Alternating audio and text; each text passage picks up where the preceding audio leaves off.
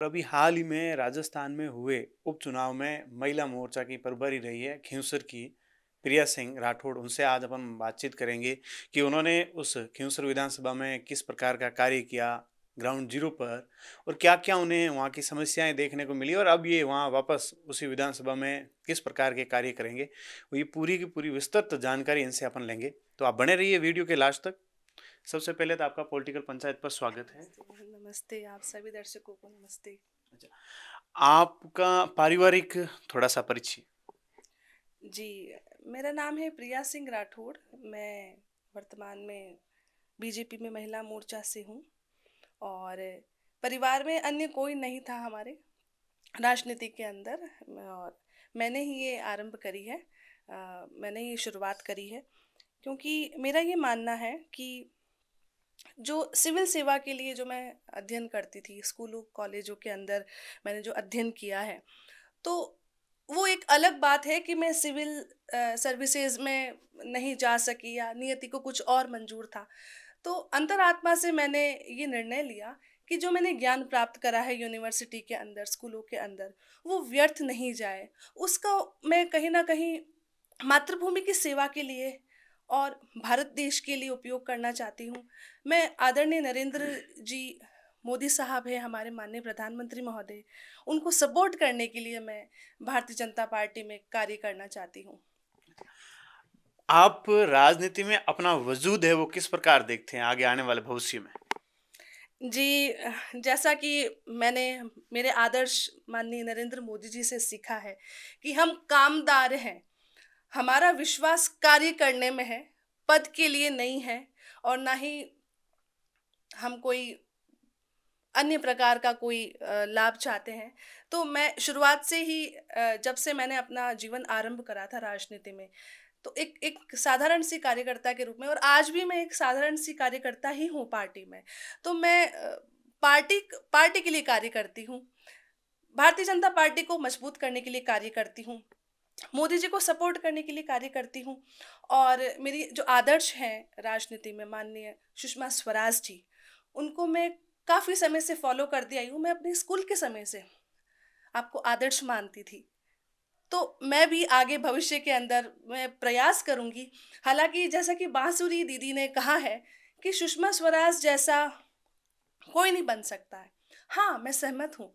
हम उनके जैसा बन तो नहीं सकते हैं, लेकिन हम उनकी पद चिन्हों पे तो चल सकते हैं। तो मैं प्रयास करूँगी कि मैं भी राजनीति में आपको आदर्श मान कर के देश के लिए कुछ करूँ। खींवसर विधानसभा में जब आपने डोर टू डोर कार्यक्रम किए और वहाँ जनता से आप मिले, ग्रामीणों से जब रूबरू हुए, तो मोटा मोटी के तौर पर वहाँ पे किन समस्याओं को आपको सामना करना पड़ा। जी, पहले तो मैं बताना चाहूँगी कि जैसे ही मैं खींवसर विधानसभा क्षेत्र में कार्य करने के लिए गई थी, तो मुझे बोला गया था कि आप तो एक महिला हैं और महिला हैं तो कैसे रह पाएँगे और आप कैसे मैनेज कर पाएँगे। तो मैंने कहा कि महिला हूँ तो मेरे लिए गर्व की बात है, महिला हूँ मैं। और अब आई हूँ पार्टी के लिए कार्य करने के लिए पूर्ण निष्ठा से, तो मैं मैनेज कर लूँगी। फिर उसके बाद में मैंने जो हमारा कार्यालय है पार्टी का, वहाँ से कॉन्टैक्ट किया और इस अभियान में हमारे माननीय चिकित्सा मंत्री माननीय गजेंद्र सिंह जी खींवसर साहब ने बहुत ही अच्छा योगदान दिया, हमें सारी जो सुविधाएँ हैं उपलब्ध करवाई। और वहाँ पे रह के मैंने प्रमुख समस्या तो यही था कि जैसे कि मैंने स्वयं ने अपनी गाड़ी के द्वारा एक-एक सभाओं में गई, तो वहाँ की जो रोडें वगैरह हैं, उनकी स्थिति मुझे ठीक नहीं लगी और मेरी गाड़ी को भी नुकसान हुआ था। मेरा एक व्हील पंचर हो गया था।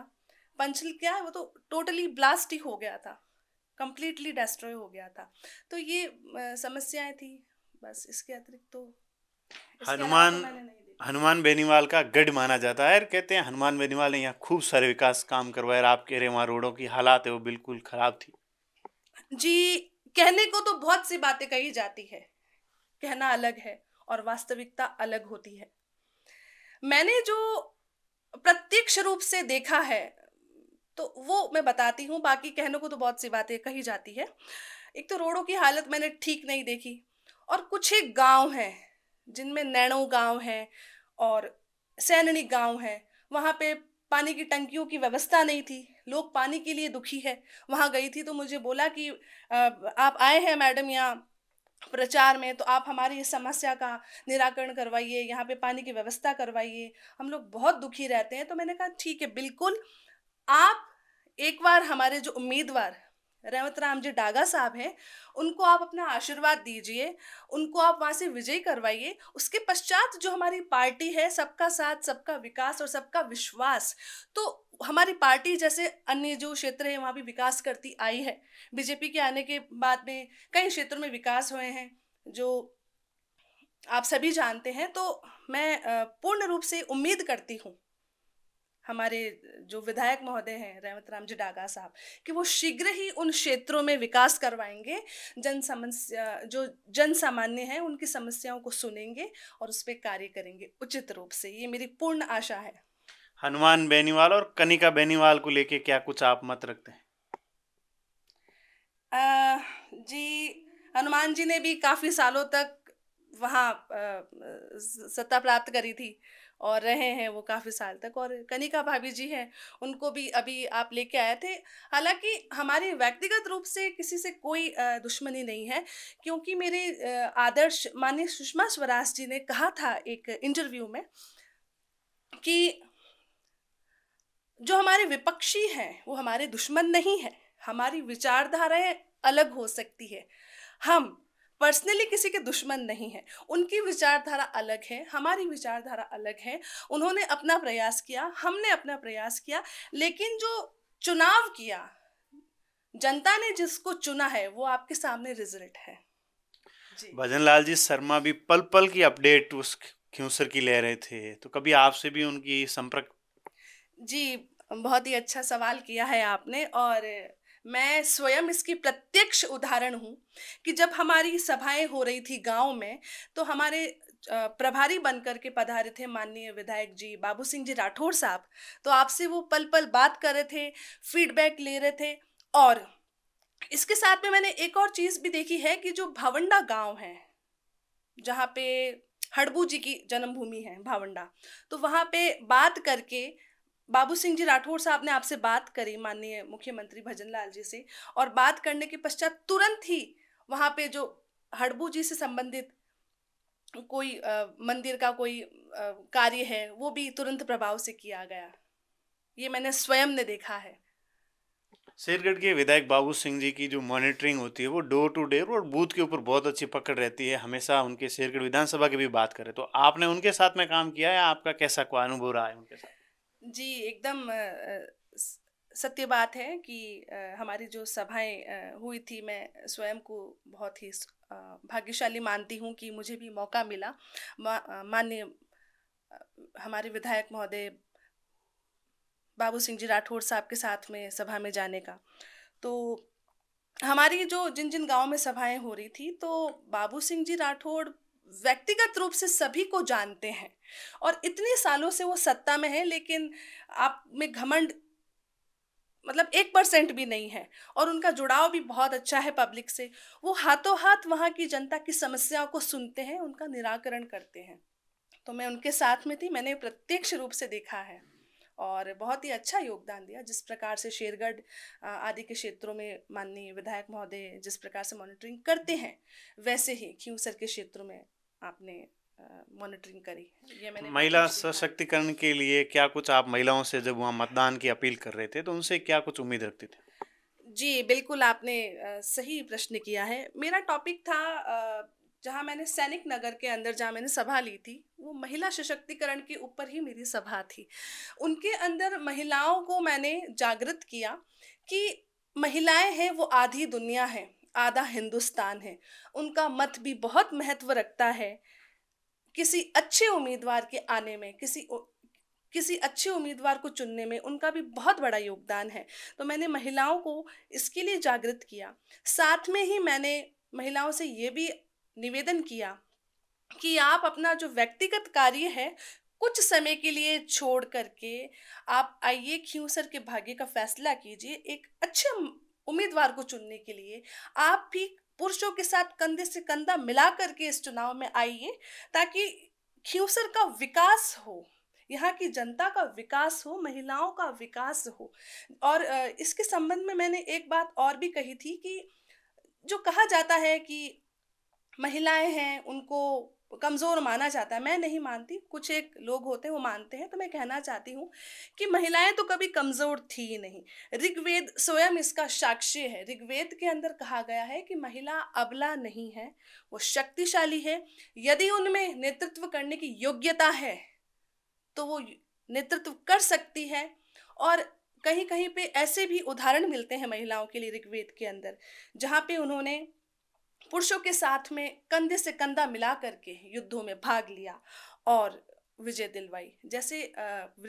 जैसे कि ऋग्वेद के अंदर राजा मुदगल और मुदगली का उदाहरण है, जिसके अंदर जब राजा मुदगल का पहिया क्षतिग्रस्त हो गया था, तब रानी मुदगली ने युद्ध का स्वयं संचालन करके विजयश्री प्राप्त करवाई थी।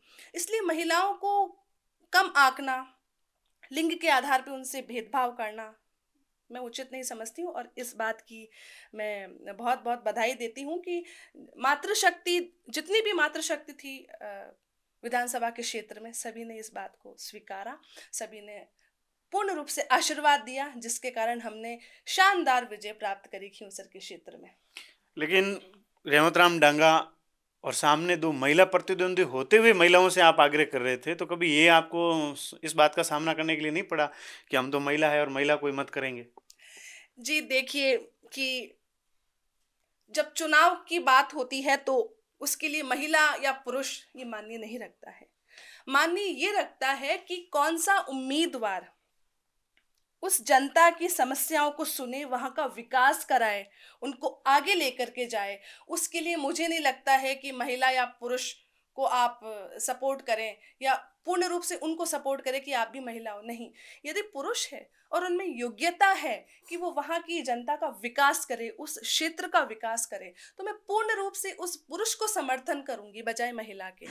और शायद लगता है कि इसी बात को हमारी पार्टी ने भी समझा है कि रेवत राम जी की वहाँ ज़्यादा मतलब लोगों में उनके प्रति ज़्यादा भाव था कि वही हमारे विधायक चुन करके आए। पिछली बार आप है जो एक सप्लीमेंट्री की परीक्षा थी, तो इस बार जनता ने पूरा आशीर्वाद दिया और ये परीक्षा बहुत ही अव्वल अंकों से प्राप्त करी है। भजनलाल सरकार के 1 साल का कार्य पूरा हो गया, उसको लेके आप कितने सहमत है और 10 में से कितने नंबर देना चाहेंगे?